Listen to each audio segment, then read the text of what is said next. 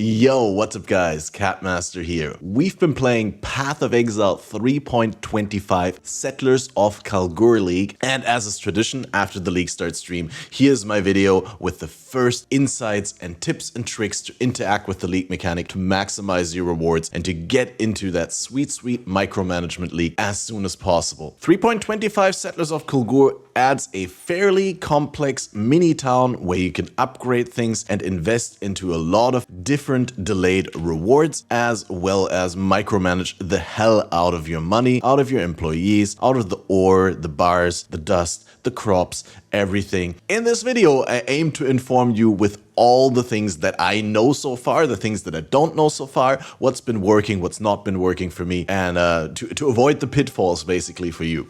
So first things first, when you're starting out the game, you are going to want to do an encounter or two as soon as you walk out of town into the coast in order to start the quest. Now, once you've done that, you can talk to Johan, the King's Hand, in town, where you can visit Kingsmarch and you can also manage your town. Now, Kingsmarch is another zone in the game, similar to your Hideout or the Aspirants Plaza, the Menagerie or something like that. Just another zone where you can interact with a League mechanic exclusively. You can visit Kingsmarch either by talking to Johan and pressing Visit Kingsmarch, or walking up to the waypoint and clicking Travel to Kingsmarch. But similar to how you can have a macro that binds /hideout to a button, which allows you to travel from any town or any non-enemy zone to your hideout just by pressing a button without having to walk to the waypoint. You can also travel to Kingsmarch by typing /Kingsmarch into your console at any point in a non-enemy zone. Now, if you're running the LUTbot auto hotkey script, this allows you to define custom keybinds, so you can bind /Kingsmarch in chat to, say, F5 like I have here on mine.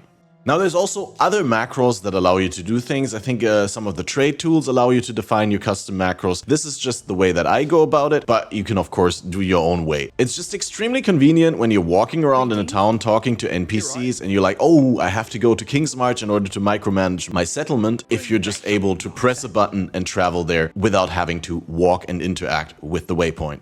Now, another important thing that you want to do is you want to invite Johan to your hideout. Because then you can talk to Johan in your hideout and manage the town, get the town management screen from your hideout without having to visit Kingsmarch. So you can see how long your gold will still last, like how many of each resource you have there, what your population is, and pretty much everything that you can do on the Kingsmarch town management screen when you bring it up in Kingsmarch itself.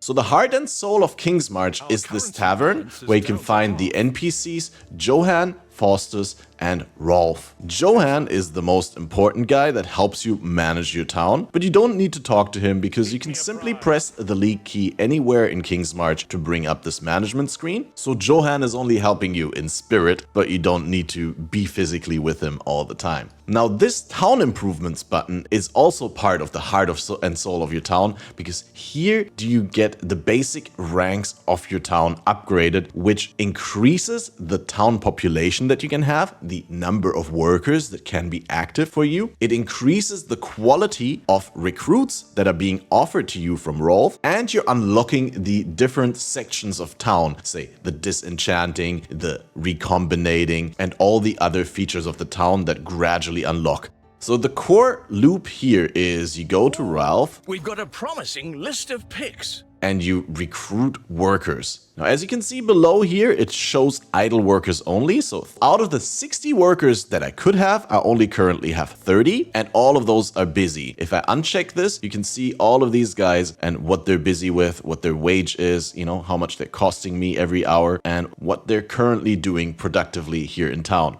Now, on the other side, you can hire workers, where you always get a selection of a number of workers. This number goes up as you upgrade your town. I believe in the beginning you're only shown 3 different options. When I get the next upgrade, it's 5. Right now I can see 4 options every time. This shows me how much it costs to recruit them. The cost is a one-time fee that you pay for the mediator, say, for Raulf hiring these people for you. And then you pay an hourly wage for these people, which I believe you only have to pay as long as as they're busy. If they're idling in your town, they don't cost you any hourly wage. But of course, you want to keep them busy. What's the point of hiring them if you don't give them a job? Below the name of each possible recruit, you can see the most important part, and that is their key abilities. So for example, this recruit up here has mining abilities of rank 6, which is relatively high. Then this recruit has mining 6 as well, but he also has farming rank 4. So if I don't need a miner currently, I could use him on the farm as well. This guy here has mining only rank 5, but also has shipping rank 4. So if I don't need someone mining for me right now, I could send him on a shipping tour and then later use him for mining again. Generally speaking, the people with the highest abilities and the most abilities will have the highest wage. Just like in real life, the people with the skill sets cost the most money. So you want to be careful to not hire people that you don't need. You want to hire people according to your needs and with the relatively lowest price doing what you want. But of course, it's also always great to have multi-talents that you can shift around between jobs.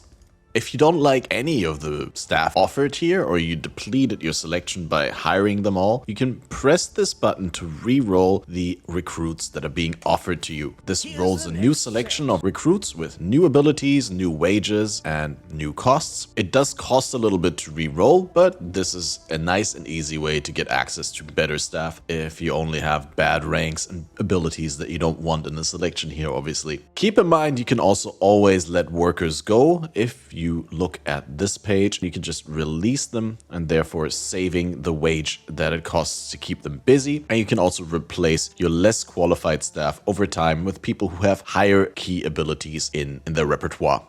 Now, the first thing that you're unlocking when you're building your town is the mining. So when you go over here into the left corner of Kingsmarch, you can see the mining improvement. So my mining is already at rank 6. I can farm all the different ores. I can have up to 12 miners currently, and they mine a little bit faster and find a little bit more ore in the areas than you would at the beginning without these upgrades. There are 5 different kinds of ore. There's crimson iron ore, there's orichalcum ore, there's petrified amber ore, bismuth ore, and vericium ore. These 5 ores are corresponding to the 5 different encounters from this league that you can find in maps. The crimson iron ore is the easiest and the most common encounter that you will find right away in Act 1 when you walk out of town. When you interact with the crimson iron ore, you spawn a number of monsters. There's also a number of immobile, larger structures like flowers or something like that that seem to be also continuously spawning monsters. And you need to destroy the immobile, large flowers as well as everything that spawned in order to mark the crimson iron ore for mining. The orichalcum ore is the encounter that during the act playthrough, even if you don't want to engage with the mechanic, I would never skip the orichalcum ore. The orichalcum ore is a demon-possessed encounter where you find beyond demons, and after you killed these, you get a shrine-like buff effect that explicitly doesn't count as a shrine, but that keeps hitting enemies that you've already hit with your abilities with lightning arcing from above, dealing massive damage. This has helped me killing area bosses and tanky rares extremely quickly during my act playthrough, and these encounters were also not particularly hard or long. So I would definitely do these even if you don't want to engage with a mechanic before you're in maps, say. The petrified amber ore is like a, if you know back in the day, Elrion's missions, it's like a protect the relic Elrion mission, or like a protect the ultimatum altar mission. Every petrified amber ore encounter has a certain number of petrified amber that can be farmed on there.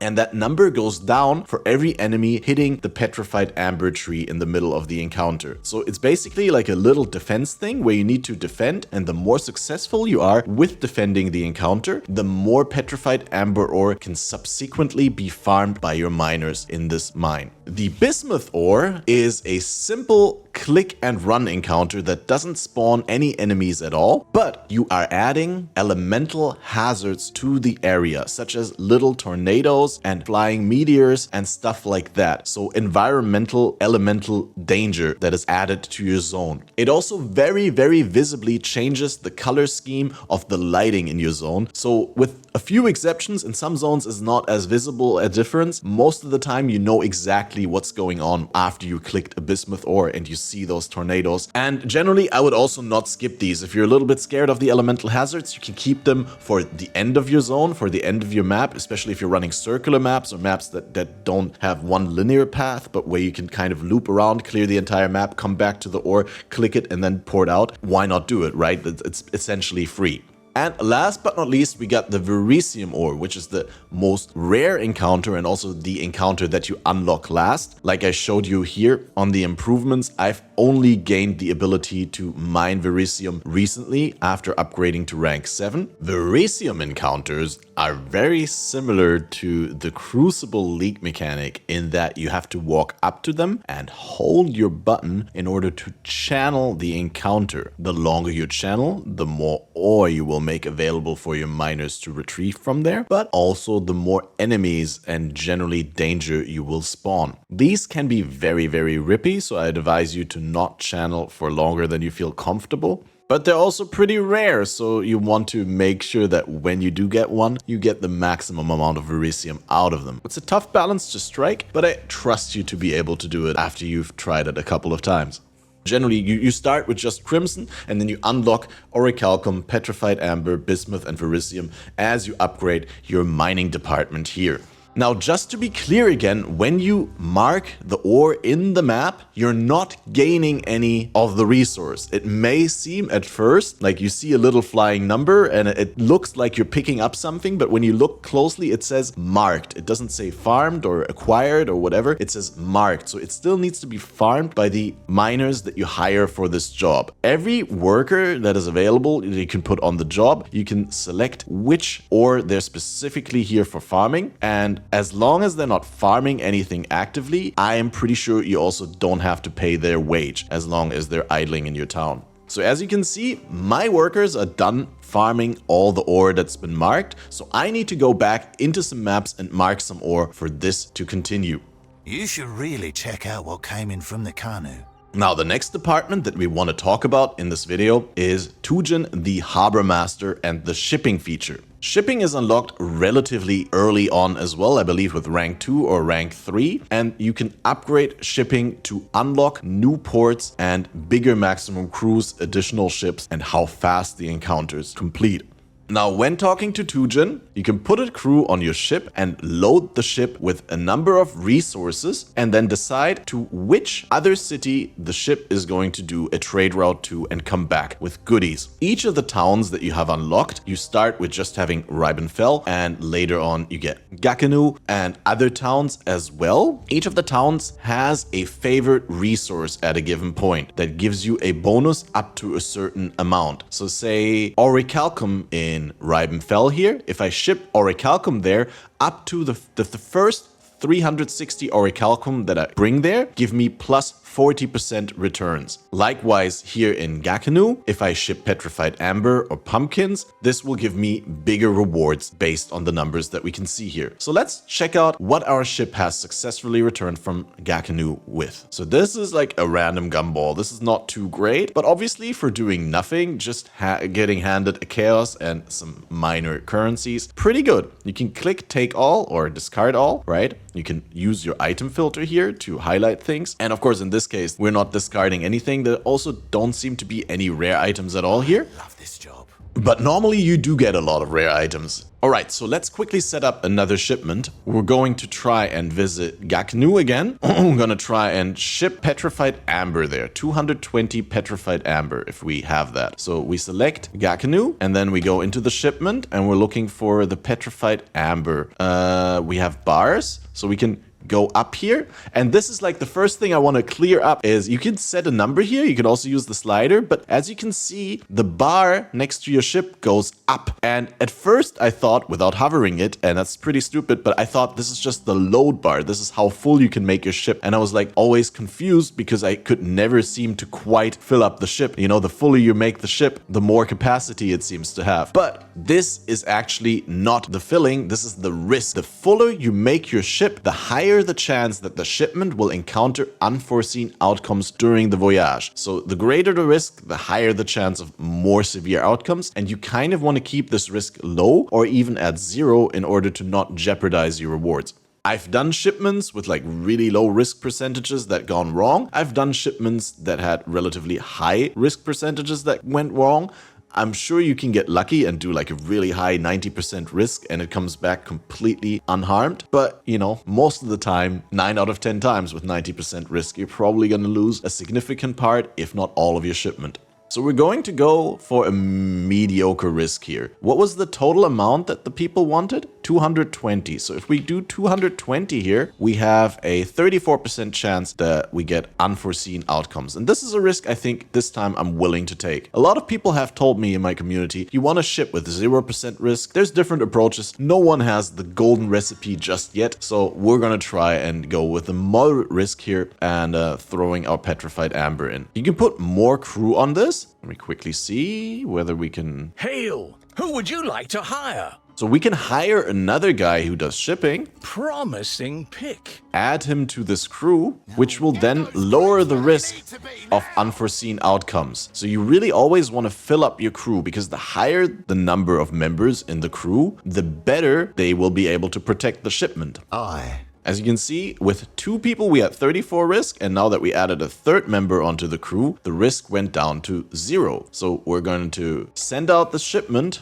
now with 0% risk, and maybe next time we'll try and add another crew member and go for a little bit more and a bigger risk. Obviously, you get the biggest returns when you do take risks. I don't think you can expect huge shipment returns if you don't take risks, but then again, it's consistent. So another thing that we'll need to engage with in order to keep progressing your town and to upgrade the different departments is smelting. In order to do smelting, you have to talk to Dannig, the blacksmith. He will allow you to employ smelters who will then smelt the mined ores from your miners, the crimson iron, orichalcum, petrified amber, bismuth, and later on vericium. As you can see, I can only smelt the first 4. I have a maximum of 5 smelters and a little bit faster smelting speed. But right now I'm really bottlenecked by gold because I'm making this video instead of farming gold in maps. Here at Smelting Information, you can manage your workers, similar to the mining operation, where you can put each individual worker at your smelting department onto one specific job, smelting a specific ore into bars, purifying it, enhancing its value, and allowing you to use those bars then to upgrade or to trade with distant cities.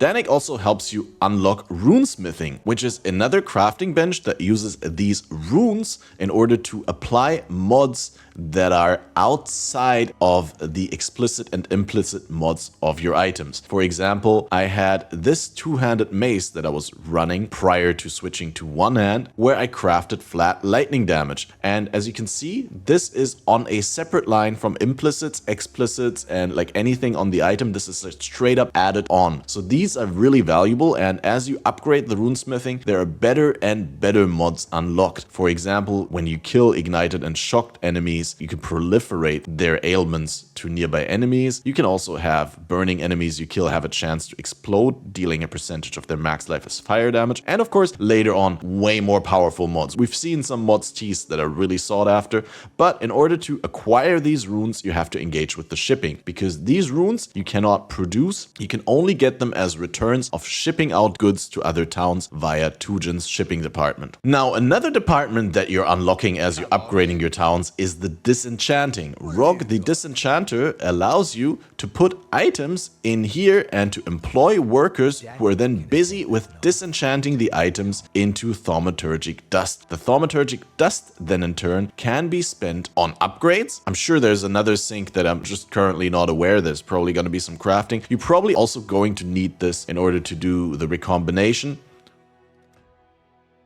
And of course, in order to upgrade the recombination and in order to upgrade all kinds of department, you will need Thaumaturgic Dust, just like you need the bars and the ores and all of that. Now, another department in your town is the farming department run by Sonja. Upgrading the farming department with Sonja gives you access to farming plots on which you can grow a variety of different plants with farmers that you keep busy doing that. So as you can see here, I got one farming plot farming wheat with 3 workers right now. I got another farming plot farming corn. I got one farming pumpkins, and we got one here that is farming ore gourd. Each of these can hold 3 workers, and I do make sure that I have farming competent workers here, but you can put anyone on there. It will just make it less efficient. You know, the better the workers, the more produced per hour, but obviously running unqualified workers instead of running nothing on an empty plot will still give you more net gain.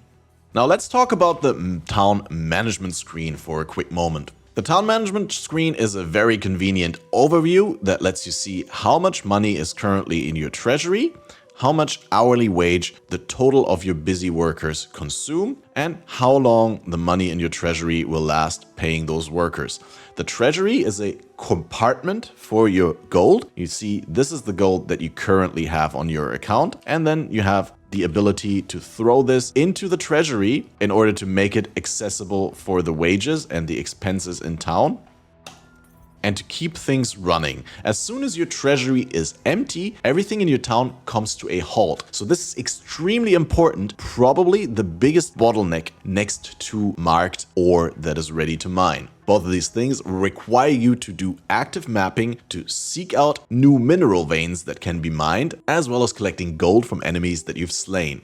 Just as a quick ballpark for you guys, I just did a regular Alk tier 6 map and I got almost 5k gold from just that one map, and you can farm multiple maps per hour. So don't be afraid pumping up your wage. As long as you play actively a lot and you're farming things, this should not be a problem at all. What's important to note is also that the money that you pay for upgrading the ranks of certain town departments will come from both your balance as well as the town balance. So if you've added a little bit here and then you realize, oh, I still have enough money to upgrade this, keep in mind that this factors in the money that you already put into the treasury. So by upgrading after putting money into the treasury, you may still be emptying your treasury. This happened to me a couple of times and I wondered where my money went, because I was like, I just put 10,000 into the treasury. How did they burn through it so quickly? Upgrades cost gold, and that gold is not only deducted from your account, but also from your treasury.